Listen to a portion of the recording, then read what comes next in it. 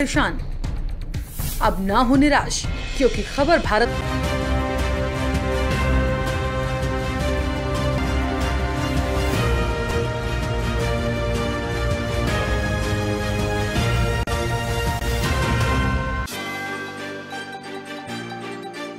केजरीवाल को खालिस्तानी आतंकियों से खतरा, पंजाब पुलिस ने की सुरक्षा बढ़ाने की सिफारिश, दिल्ली पुलिस ने किया खारिज।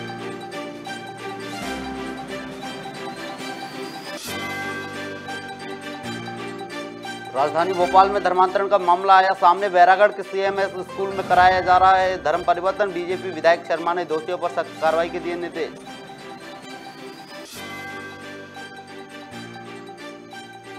नेता प्रतिपक्ष कौशिक ने छत्तीसगढ़ को श्रीलंका की अर्थव्यवस्था से की तुलना, कहा श्रीलंका की राह पर जा रहा छत्तीसगढ़, भूपेश सरकार अब तक 5,100 करोड़ रुपया ले चुकी है कर्जा। गुना मामले में कांग्रेस विधायक कुणाल ने भाजपा पर लगाया बड़ा आरोप, कहा भाजपा माफिया तंत्र को संरक्षण देने का कर रही है काम, प्रदेश की कानून व्यवस्था में आ चुका है जंगल राज।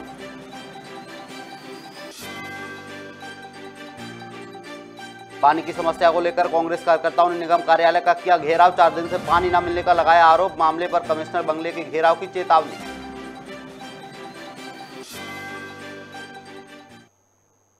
नमस्कार, मैं हूं अरुण, आप देख रहे हैं खबर भारत, खबरें विस्तार से। राजधानी भोपाल में धर्मांतरण का मामला सामने आया है। बैरागढ़ के सीएमएस स्कूल के कैंपस में धर्म परिवर्तन कराया जा रहा था, जिसकी सूचना मिलने पर बैरागढ़ पुलिस ने छापा मारा तो बड़ी संख्या में लोग वहां मौजूद मिले, जिसका वीडियो सोशल मीडिया पर वायरल हो रहा है। इस मामले में बीजेपी विधायक रामेश्वर शर्मा ने कलेक्टर कमिश्नर से बातचीत की है। उन्होंने दोषियों पर सख्त कार्रवाई करने के निर्देश दिए हैं, जिसके बाद स्कूल संचालक मैथ्यू सहित 5 लोगों के खिलाफ एफआईआर दर्ज की गई है।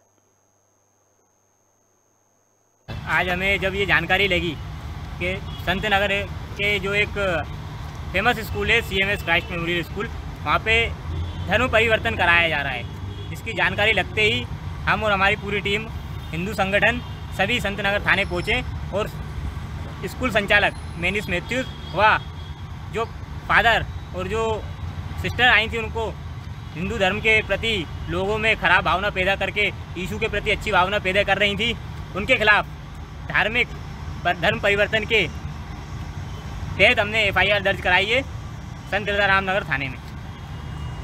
राजधानी रायपुर के नेता प्रतिपक्ष धर्मलाल कौशिक ने छत्तीसगढ़ को श्रीलंका की अर्थव्यवस्था से तुलना करते हुए कहा छत्तीसगढ़ भी श्रीलंका की राह पर जा रहा है।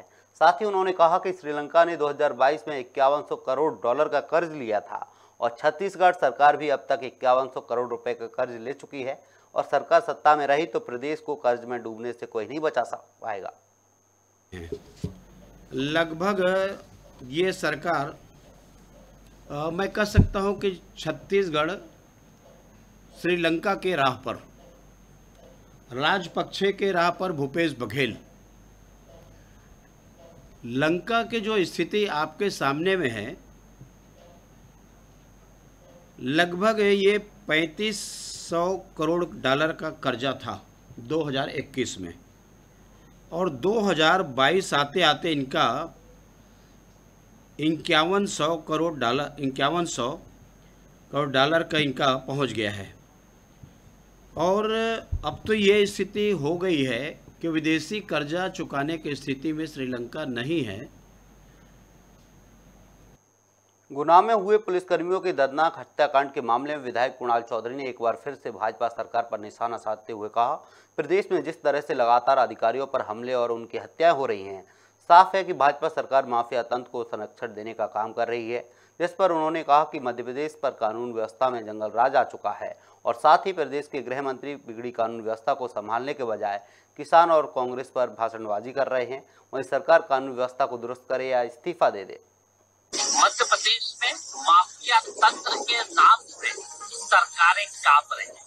हत्याएं रोज अधिकारियों की हो रही है, माफिया तंत्र को संरक्षण सरकार दे रही है और मुख्यमंत्री सिर्फ सोच रहे हैं कि बैठकों के माध्यम से इस तंत्र की हत्या करने का काम करेंगे। माफियाओं को संरक्षण देना बंद करे। अराजकता हावी है मध्य प्रदेश के अंदर, प्रशासनिक व्यवस्था खत्म हो चुकी है, सरकार चलाने वाले सर्कस चला रहे। गृह मंत्री रोज सिर्फ किसान, कांग्रेस और भाजपा बयान दे रहे हैं, जबकि लॉ एंड ऑर्डर की व्यवस्था खराब है। स्पष्ट है जंगल राज आ चुका है और ये खरीदे हुए जनादेश की सरकार माफिया तंत्र के आगे बिकी हुई और माफिया पैसों के लिए आम जनता से लेकर अधिकारियों तक हत्या कर रहे गुना की जघन्य हत्याकांड इस वक्त दर्शाता है कि कितना माफिया तंत्र मध्य प्रदेश में हावी है। सरकारें इस्तीफा दे और कहीं न कहीं जवाबदेही लेकी हत्या क्यों है। राजपुर के रंगीला 2 में आज भीषण आग लगने से हड़कंप मच गया। आपको बता दें, आग इतनी भयानक लगी कि 4 से 5 दमकल विभाग के कर्मचारियों ने बड़ी मशक्कत के बाद आग पर काबू पाया। साथ ही मानव सेवा में आए लोगों की मदद से दुकानें खाली कराई गईं। वहीं आग लगने का कारण अज्ञात बताया जा रहा है।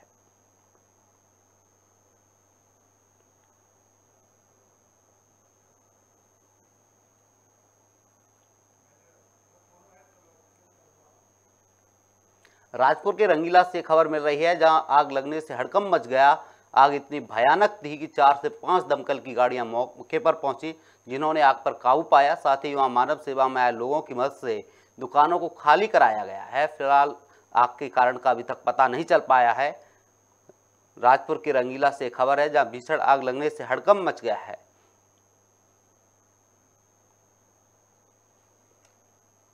राजपुर के रंगीला से खबर है, जहां भीषण आग लगने से हड़कंप मच गया है। आपको बता दें, आग इतनी भयानक थी कि 4 से 5 दमकल की गाड़ियां आग पर काबू पाने के लिए पहुंची। बड़ी मशक्कत के बाद आग पर काबू पाया गया। आग लगने का कारण अभी पता नहीं चला है। मौके पर मौजूद लोगों ने आग दुकानों को खाली करवाया है। राजगढ़ के आपको बता दें, राजगढ़ के रंगीला से खबर है, जहां भीषण आग लग गई। आग लगने से इलाके में हड़कंप मच गया। 4 से 5 दमकल की गाड़ियों ने आग पर काबू पाया। वहीं मौके पर मौजूद लोगों ने आसपास की दुकानों को खाली करवाया है। राजपुर के रंगीला से खबर है, जब भीषण आग लग गई। आग लगने की वजह भी अज्ञात बताई जा रही है।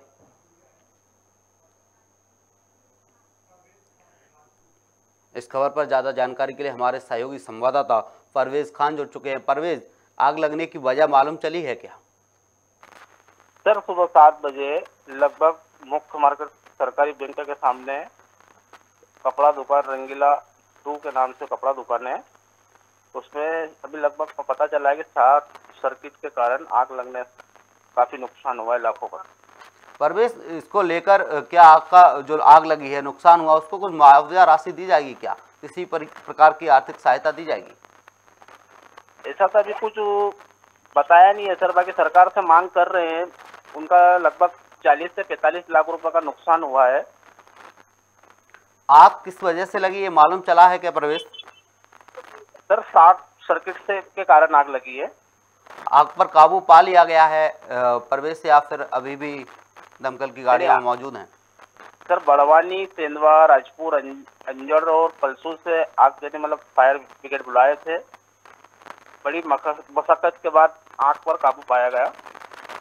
तमाम जानकारी के लिए बहुत बहुत शुक्रिया परवेश आपका। आपको बता दें, राजपुर के रंगीला से खबर थी, जब भीषण आग लगने से इलाके में हड़कंप मच गया। वहीं मौके पर पहुंची 4 से 5 दमकल की गाड़ियों ने आग पर काबू पाया है। राजपुर के जुलवानिया के नायरा पेट्रोल पंप के पास बड़ा हादसा हुआ है, जिसमें स्कॉर्पियो ने बाइक सवार को टक्कर मार दी। वहीं इस हादसे में महिला की घटनास्थल पर ही मौत हो गई। वहीं स्कॉर्पियो में सवार 2 लोगों को मामूली चोट आई हैं। मौके पर पुलिस ने भीड़ को हटाया, जिसके बाद साथ ही घायलों को हॉस्पिटल ले जाया गया, जहां उनका इलाज जारी है। बड़वानी जिले में कलेक्टर ने विभिन्न स्थानों पर पहुंच अभियान के दौरान शिविर का आयोजन किया, जिसके तहत ग्राम पंचायत मलगांव में शिविर लगाया गया। वहीं शिविर में एक महिला का जाति प्रमाण पत्र पिछले 12 साल से नहीं बना था, जिसके कारण महिला को शासकीय योजना और अन्य कामों में समस्या हो रही थी। इसी दौरान महिला ने समस्या बताई, जिसके बाद तहसीलदार ने जाति प्रमाण पत्र बनाने की प्रक्रिया शुरू की। इनके साथ जाति नहीं बनी थी, इसलिए अब ये शिविर लगी है। ये शिविर में बिना पैसा बिना खर्चा का काम होता है, इसलिए हमने जाति, इनका परिवार में 4 बच्चे हैं और पति को 12 साल हो गए मरने को, तो उसको आगे लेकर चलने वाला कोई नहीं था, इसलिए वो जाति बनाने की जानकारी दी। और यहाँ पे शिविर लगी है, तहसीलदार साहब से मिले, बोले तत्काल जाति प्रमाण पत्र बन जाएगा अभी, बोले, इसलिए हमने ये आवेदन दिया है। कितने समय से बनानी था? ये कम से कम 12 साल के लगभग हो गए, ये इनका काम नहीं हो रहा। अभी ये सब अलग अलग रह रहे, तो फिर अभी सब वजह उसके ऊपर है। और उसको कूपन राशन, राशन कार्ड पे जो मिलता था राशन, वो भी नहीं मिल रहा अभी उनके पास, तो उसके लिए वो जाति की ज़रूरत पड़ी, तो इसलिए शिविर में हमने दिया। और तहसीलदार साहब ने बोले, इसलिए हमने जाति का आवेदन लगाया, तत्काल बन जाएगा बोले, इसलिए हमने दे दिया। कलेक्टर महोदय के निर्देशानुसार शिविर का आयोजन कल जालियापानी में किया गया था।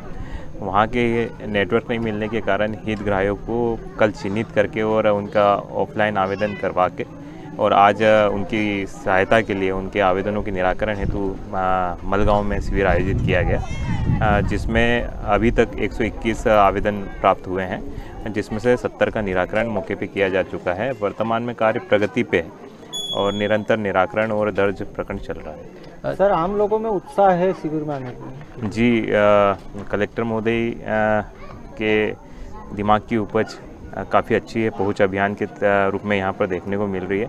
काफ़ी लंबे समय से लोगों के काम नहीं हो रहे थे, किसी का आधार नहीं बनना, किसी का आयुष्मान कार्ड नहीं बना हुआ है, उन लोगों को यहाँ पर लाभ प्राप्त हो रहा है। अभी हमने यहाँ पर 3 जाति प्रमाण पत्र जारी किए। यहाँ पर जाति प्रमाण पत्र भी लोगों के नहीं बने थे, किंतु हमारे द्वारा यहीं पे उनको ऑनलाइन करवा के लोक सेवा के माध्यम से और उसकी सेवाएं प्रदान की गई। सर, ग्रामीणों को लाने ले जाने की भी व्यवस्था स्थानीय स्तर पर की गई है सर, और कुछ प्रसूति सहायता के लाभान्वितों को भी पहुंचाया गया है शासकीय वाहन से सर, उसमें थोड़ा एक्चुअली हमारे द्वारा यहाँ पर एक ऑटो हायर किया गया था। जालियापानी चूँकि 1 ग्राम है और दुरुस्त गांव है और मलगांव लगभग 2-3 किलोमीटर की दूरी बनती है वहाँ से लोगों को लिफ्ट करने के लिए हमने एक ऑटो हायर किया गया था और उसी से लोगों को यहाँ पर लाए गए और कार्य कर रहे हैं। धन्यवाद। राजगढ़ में सर्व ब्राह्मण महिला मंडल ने ब्यावरा रेलवे स्टेशन पर रेल यात्रियों को ठंडा पानी पिलाया। दरअसल भीषण गर्मी के चलते तापमान 46 डिग्री से ज़्यादा दर्ज किया गया है, जिससे लोग बेहाल हो गए। वहीं महिला मंडल के सेवा की भी सभी ने प्रशंसा की है। संगठन के द्वारा ब्यावरा रेलवे स्टेशन पर यात्रियों को ठंडा जल वितरण किया जा रहा है। ये विगत 10 दिन से यहाँ पर ठंडा पानी पिलाया जा रहा है। पहले गायत्री महिला मंडल के द्वारा यहाँ ठंडा जल पिलाया गया था, अब फिर उसके बाद स्वर्णिका समाज के द्वारा पिलाया गया, अब सर्व ब्राह्मण महिला के द्वारा। चूँकि गर्मी का टेम्परेचर बहुत ज़्यादा है, 46 डिग्री पे पारा है, तो ठंडा पानी रेलवे स्टेशन पर नहीं मिल पा रहा है, यात्रियों की पूर्ति नहीं हो पाती। इसलिए महिलाओं ने निर्णय लिया कि क्यों ना हम लोग हर यात्री तक ठंडा पानी डब्बे के अंदर तक जाकर के ठंडा पानी हम लोग पिलाएं। इसलिए महिला मंडल जो है बहुत सक्रिय महिला मंडल है, हर क्षेत्र में हम लोग सक्रिय होकर के कार्य करते हैं। इसलिए गर्मी को देखते हुए हमने अब ठंडा जल की यात्रियों के लिए व्यवस्था की है। कितने दिन चलेगा आपका ये प्रोग्राम? ये प्रोग्राम अभी हमारा 3 दिन तक और चलेगा। 3 दिन का हम लोगों ने लिया है, 5 दिन का हम लोगों ने निश्चय किया है, तो 3 दिन और चलेगा। आज दूसरा दिन। रेलवे की तरफ से तो सुविधा है यहाँ पे स्टेशन पे, है ना? हाँ, रेलवे की तरफ से सुविधा तो है, लेकिन तकलीफ आती है महिलाएं, बच्चे और वाटर कूलर है, एक कूलर है, वाटर कूलर है, कितना चलेगा? इसलिए हम लोग ब्यावरा का कोई ना कोई समूह यहाँ आकर सब श्रद्धा से पानी वितरित करने की बहुत इच्छा रखते हैं। इसलिए हम लोग पानी पिला रहे हैं।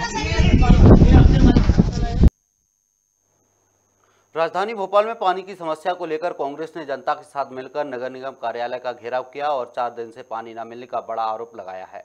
दरअसल नगर निगम अधिकारियों ने कहा था कि 15 मई को कई जगह पानी सप्लाई व्यवस्था को सुचारू किया जाएगा, लेकिन सुबह तक सप्लाई की व्यवस्था नहीं हो पाई, जिसको लेकर कांग्रेस विधायक पीसी शर्मा ने नगर निगम कार्यालय पहुंचकर कार्यालय बंद होने पर आपत्ति दर्ज कराई। वहीं उनका कहना था कि जब इतनी गर्मी में पानी सप्लाई को बंद किया गया तो इमरजेंसी में कार्यालय को खोलना चाहिए, जिसके बाद विधायक ने समस्या को लेकर कमिश्नर बंगले का घेराव करने की बात कही। तो यही तो है, 24 घंटे खुले रहना चाहिए। पानी बंद है तो ये काहे के लिए बंद है दफ्तर? नगर निगम का दफ्तर बंद क्यों है? ये भी हमारी आपत्ति है। खुला रहना चाहिए जिससे लोगों को फोन उठा सके, वहाँ जानकारी दे सके, टैंकर पहुँचा सके।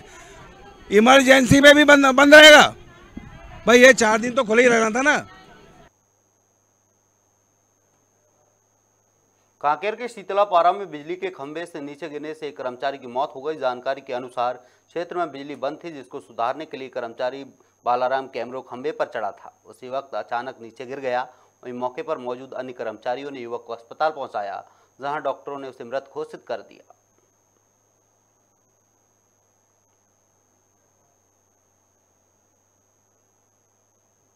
बोराकाटा में बिजली ग्रिड के समीप मोड़ पर सवारियों से भरा वाहन अनियंत्रित होकर पलट गया, जहां मौके पर ही एक युवक वाहन के नीचे दबने से मौत हो गई और 7 लोग गंभीर घायल हो गए। वहीं पुलिस ने घटनास्थल पर पहुंचकर घटना का जायजा लिया, साथ ही घायलों को इलाज के लिए सामुदायिक स्वास्थ्य केंद्र में भर्ती कराया गया।